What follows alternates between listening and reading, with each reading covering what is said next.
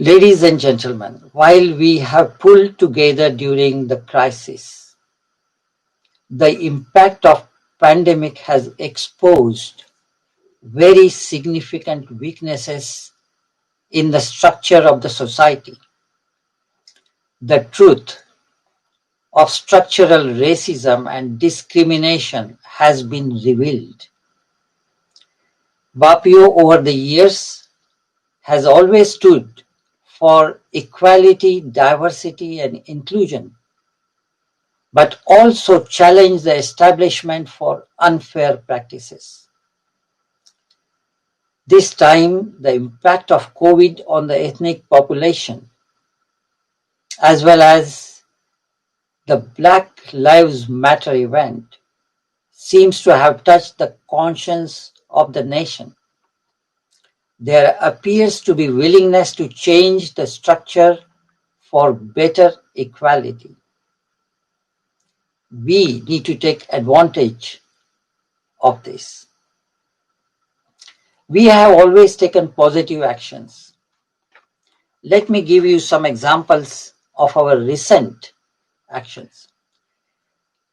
As you know, discrimination of ethnic minority doctors in career progression is a very well-known fact. Lot of research work has been carried out over last 40 years.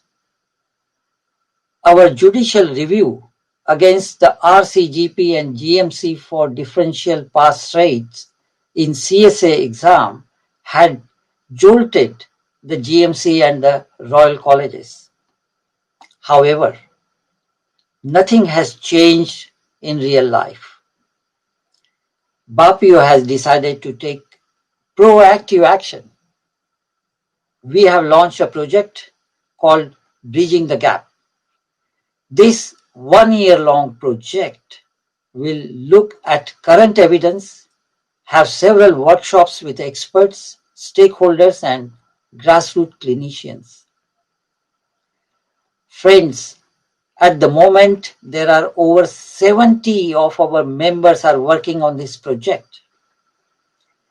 Interestingly and thankfully, all the establishment, including Health Education England, the General Medical Council, and the Royal Colleges are actively supporting and collaborating this project. We are hoping that next year, while we celebrate our Silver Jubilee, we would publish this outcome of this project as not a white paper, not a black paper, but we are going to call it a rainbow paper, which we hope will bring some positive change for the better. Another example of our proactive work is yesterday's launch of British Indian Nurses Association as another arm's length body of BAPIO. Over the year, body of BAPIO, bullying and harassment are even worse for ethnic minority nurses. Thousands of Indian nurses working in the hospitals and community have been suffering in silence. We have now extended our experience and influence to support them as equal partners. COVID crisis has also revealed amazing talent amongst our members for research and innovation. Several research papers on the cause of members is celebrating 10th anniversary this year. Its success is enormous and it is moving from strength to strength. Thus, voluntary membership organization continues its work of our work. What makes it more relevant is the active participation of the profession who brings their expertise and experience on the discussion table. We have top-class national speakers as well as grassroots representatives interacting throughout the conference. My special thanks are to Her Excellency Lord Ajay Thakur, Baroness Dido Harding, and Mr. Charlie Massey for their contribution. Finally, of course, I would like to thank members of the Conference Coordinating Committee, very efficiently led by Dr. Biju Simon and Professor Fahad Rizvi. I have to confess that it hasn't been easy to organize a conference of this scale, the 3-day conference, virtually. My very special thank also goes to Mr. Praveen Sankaran, who has provided technical assistance for this conference. And we, I'm sure, couldn't have done it without his help, the smooth running that happened yesterday, and I'm sure will happen for next 2 days on a digital platform. Ladies and gentlemen, I end with the hope that the new year will bring aurora, marking the dawn of a new era in the health of the nation and the world. Thank you very much.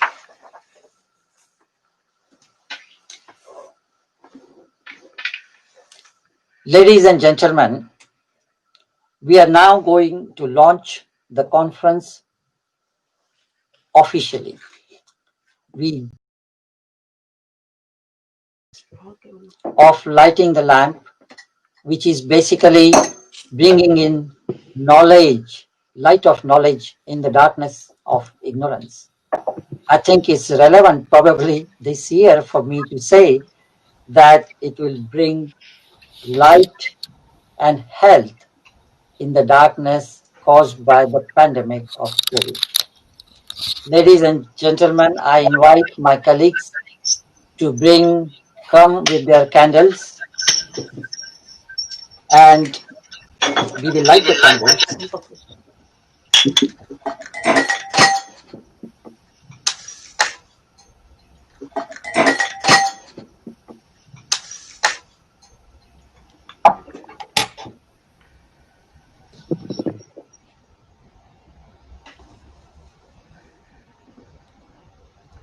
Right, there we have, this is the candle.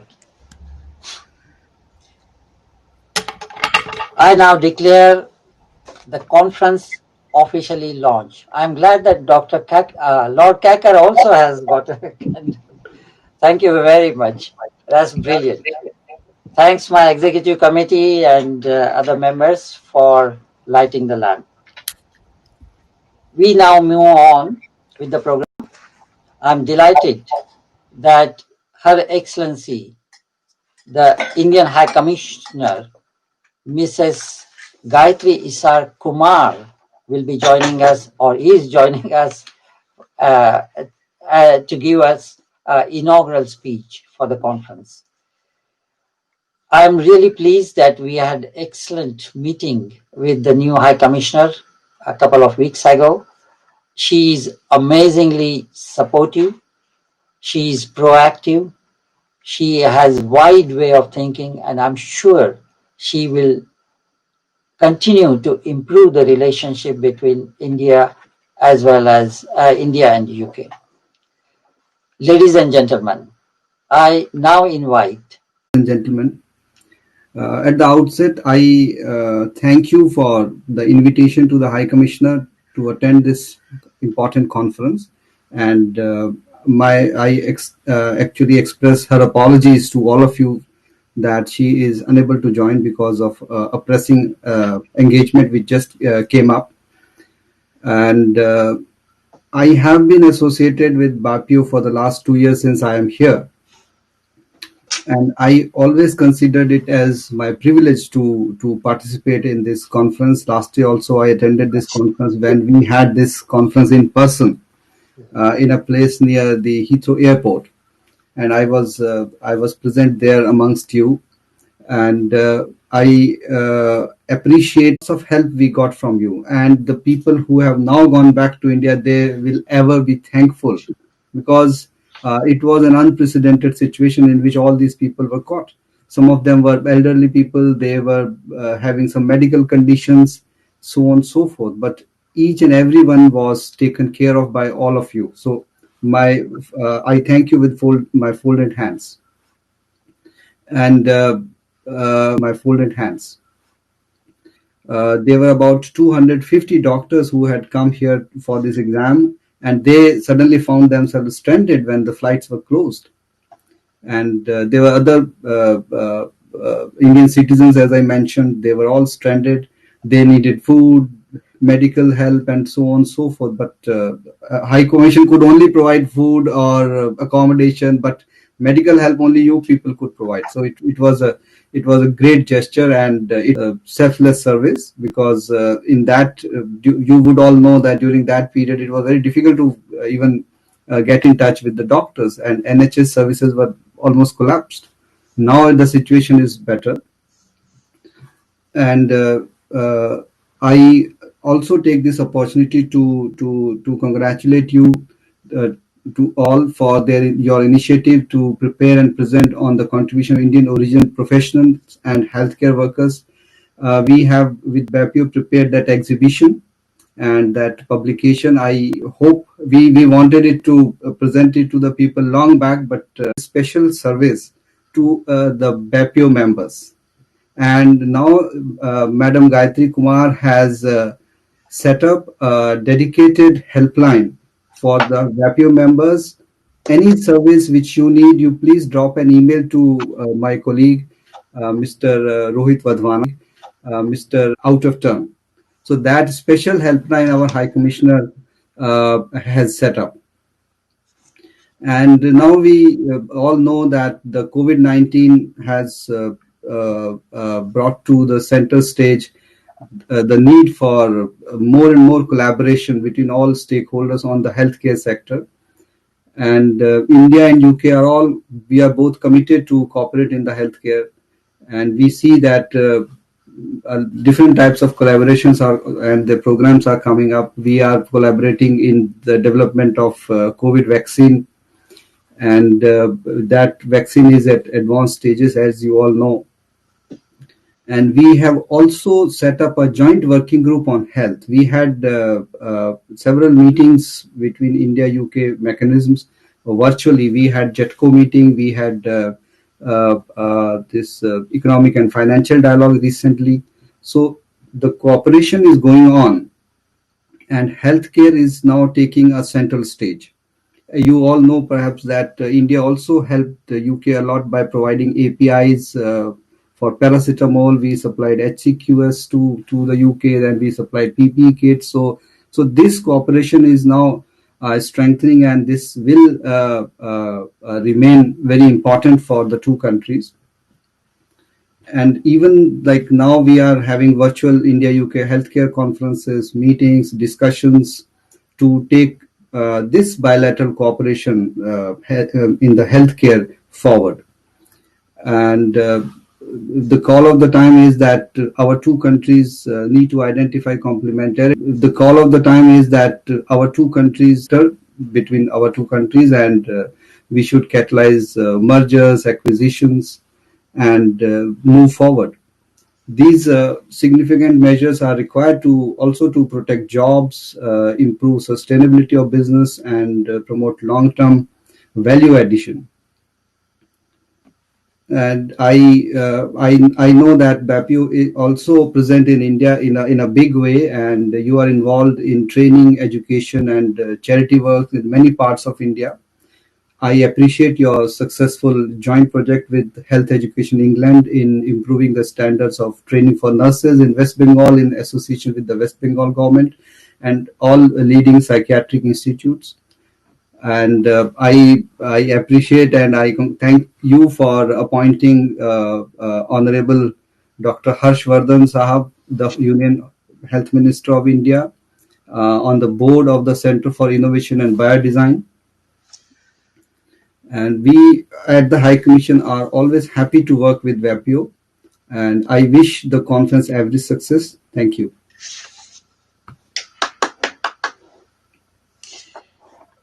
Deputy High Commissioner Charanjit Singh ji, we are so grateful. You've been such a good friend and guide for BAPIO.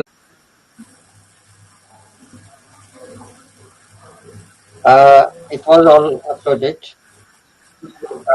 I had the pleasure of watching it first. It came last. He is quite grateful and thankful to the work done by BAPIO members. Can you just speak to Praveen? Okay. While we are waiting, maybe we will move on to our next very important guest, Lord Ajay Thakur. I have known Ajay for 7 years now, and he is. Oh, can I hear something in the background? Can we just keep all mute, please? So before I so before I introduce Ajay, I need to pay tribute to his father, Dr. Professor Vijay Kakar. I had great privilege of meeting a visionary like him. But more importantly, I think he has taken quite a few steps ahead of what his father was able to do.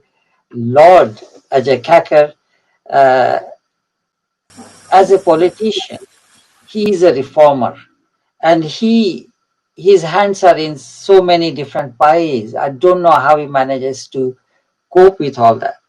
He is chair of University College London Partnership, the academic health science partner.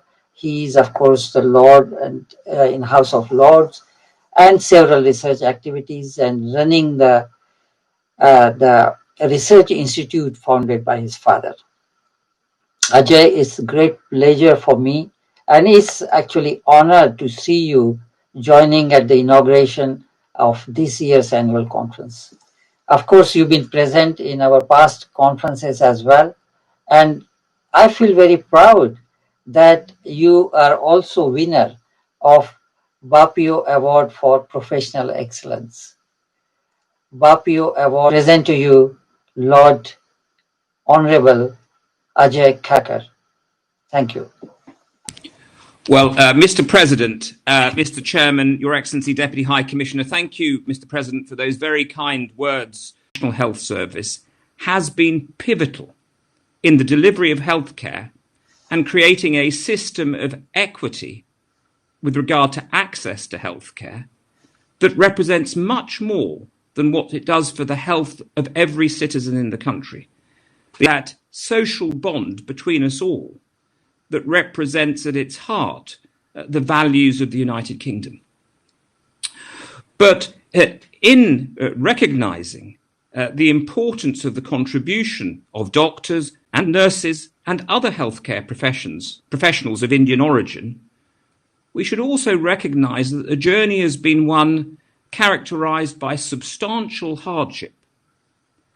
Moments where the pressures, the experiences of many of those, particularly the earlier generations who've contributed to healthcare in our country, were difficult and challenging. Despite that, healthcare professionals, doctors of Indian origin, have continued to strive to deliver excellence, to make outstanding contribution, and to serve their communities, the communities in which their hospitals and practices exist, and our country more generally. And by their ethnicity. No doctor should be defined by their ethnicity.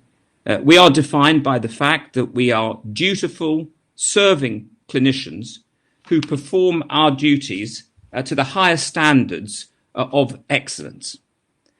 However, there are shared origins and bonds between us all, which are important and which represent also common interests. And what's striking about the evolution of BAPIO is not only what BAPIO has been able to do in terms of promoting the service of doctors of Indian origin here in the United Kingdom, but also through the support and creation of the Institute of Research the training academy, and as we saw yesterday, the newly formed Association of Nurses of Indian Origin.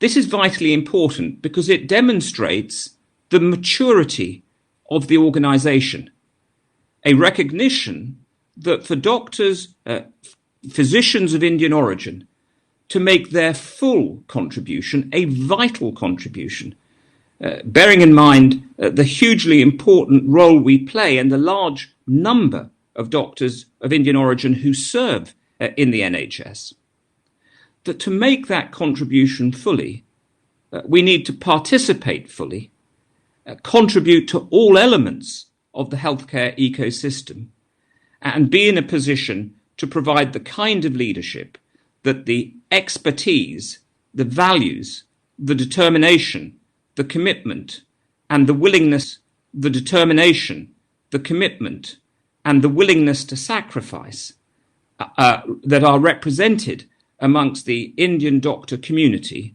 can bring to the delivery of healthcare more generally. Now, at the beginning of this year, I became chairman of the King's Fund, a very large health research and think tank organisation that participates in many elements of the healthcare system, developing leadership, helping to develop organisations, undertaking research to help the development of policy that informs the delivery of healthcare. And during this year, a few months ago, the King's Fund published its report, Workforce Inequalities and Inclusion in NHS Providers. It was a report that looked at data, that was able to establish qualitative research methodologies to talk to staff, and was able, regrettably, still. Therefore, transparency is critical if we are to reform and develop our healthcare systems and our health service. And it's to be welcomed that the NHS now collects data on the workforce, on race and ethnic disparities amongst the workforce serving the NHS. And those data, I believe, should now be more broadly published, should be focused on by NHS trust boards and other NHS organisations. And those organisations should understand the disparities that exist and should act to ensure that those disparities are eradicated. President, about the cordial and effective relationships that now exist between BAPIO and organisations such as Health Education England, the General Medical Council, and the Royal Colleges. This is critically important. As your president said, these organisations now recognise the importance of contributions of every doctor, every nurse, every healthcare professional in the country, and recognise that for those individuals and for the organisations and for the country, that each individual must be facilitated to make their very best contribution, to be recognised and supported in that journey. Development of two new entities in the NHS, the NHS Race and Health Observatory and the NHS BAME Clinical Advisory Group, part of NHS England, through development and support contribute even more and more so that the health of every citizen can, and in so doing, our service can continue to bring great credit to our community. Thank you very much indeed.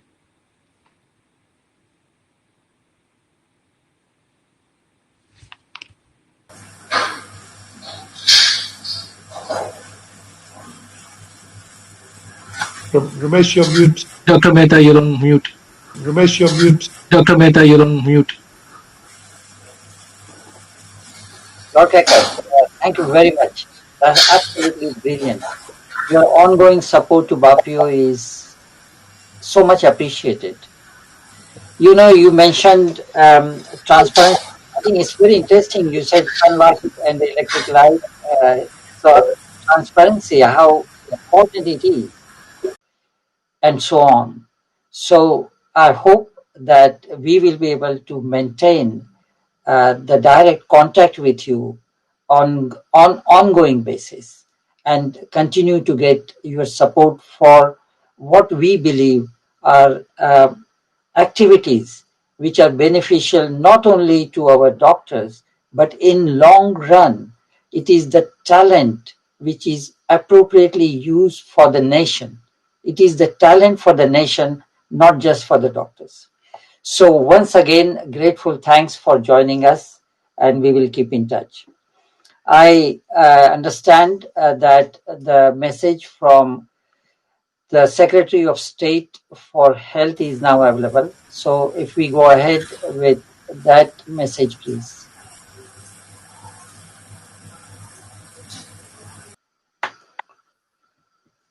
Technology is technology, but I'm told that the message should be okay now to be released. Oh, there we are. What it does best.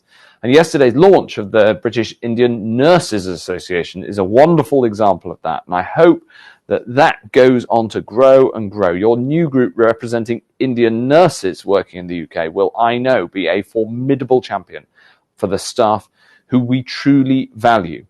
And I look forward to working with you on so many issues, not least our manifesto commitment for 50,000 more nurses in our NHS, and for making sure that everybody in our NHS gets the support they need and is able to reach their potential.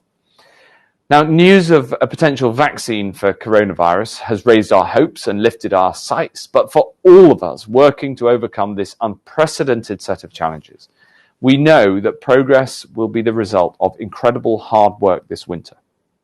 And with your help, we can look forward to brighter days ahead. And the future is certainly bright for our doctors and nurses of Indian origin within our NHS, which will always be the home to the brightest and the best in the world. Be the home to the brightest and the best. Ever greater representation at senior levels, so you can help us all live up to the ideals of equality and fairness on which our NHS has been built. So let me wish you a very successful conference, and thank you all once again for your great part in this battle against coronavirus and the part that you will play in our successes for many years to come.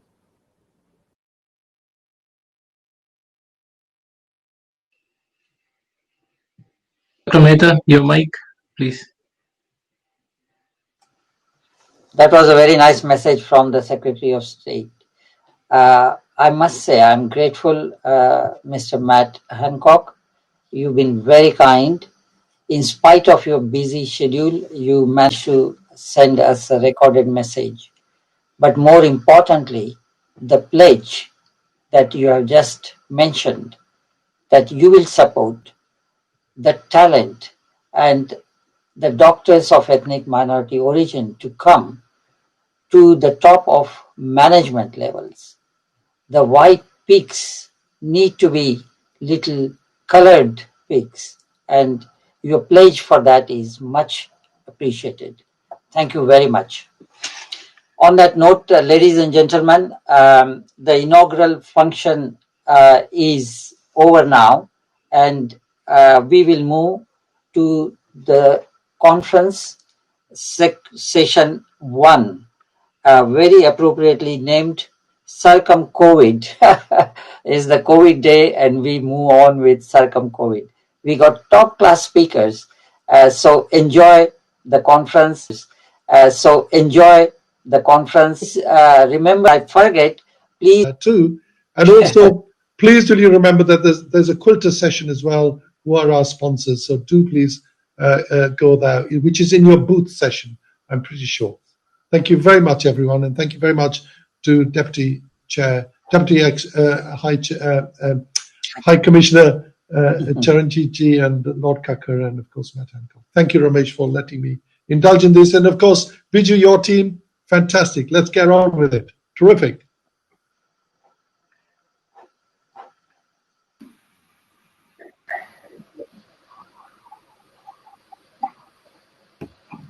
Good morning, everyone. Welcome to the first session of the day, Circum-COVID. The session will be chaired by Professor Geeta Menon and Dr. Riaz Maplakande. Over to you, Dr. Riaz. Good morning, namaskar, everybody. It's been a fantastic opportunity with BAPIO. We had a great day yesterday with the launch of BINA, and we moved on to the second day. Thanks, Riaz. So I'd like to introduce our first speaker of the day. I think if I go through all what Professor Kunti does, then we'll be here all day. He's the Professor of Primary Care, Diabetes and Vascular Medicine at the University of Leicester.